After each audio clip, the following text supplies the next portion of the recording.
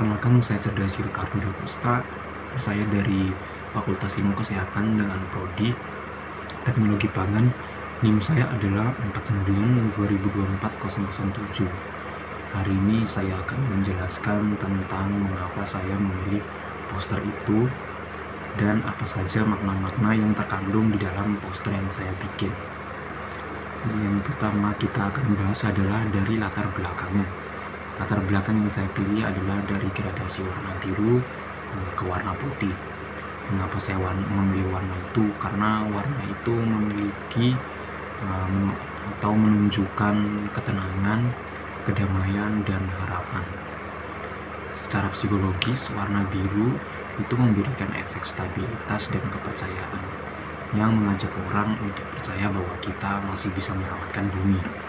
Sama seperti juga untuk warna putih yang memberikan efek ketenangan dan kedamaian.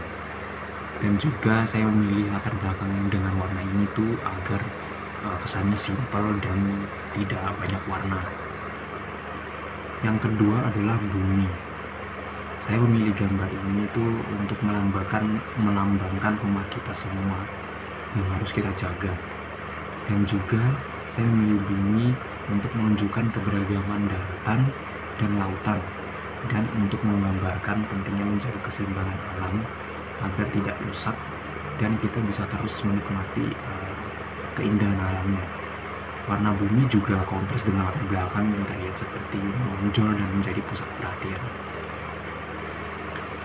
Yang kedua adalah gambar tangan yang memegang atau mengangkat bumi.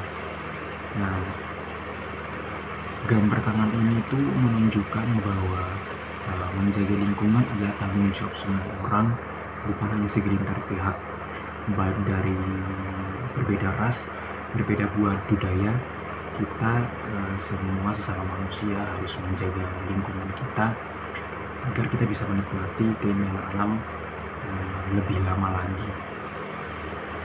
Warna kulit yang berbeda-beda pada tangan ini juga melambangkan keberagaman dan kerjasama global.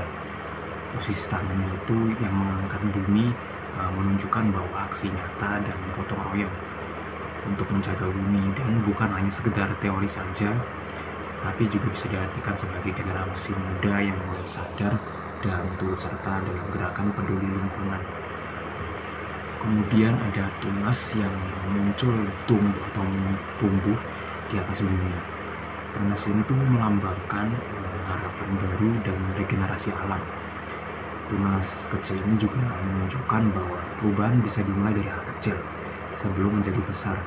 Jadi kita harus mulai melakukan reboisasi dan pemulihan alam yang rusak akibat ulah manusia agar bumi kita tidak sedih dan bisa menghasilkan sumber daya alam yang bermanfaat bagi kita semua makhluk ciptaan Tuhan, yaitu manusia.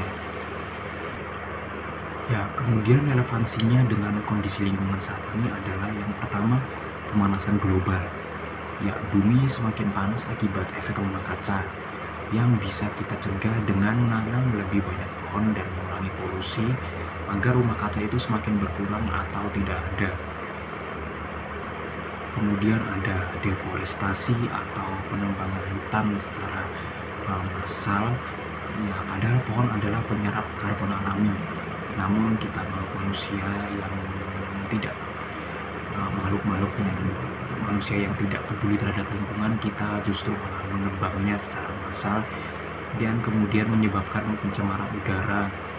Ya, polusi dari kendaraan, pabrik, dan sampah plastik makin memperburuk kondisi lingkungan akibat tidak adanya pohon.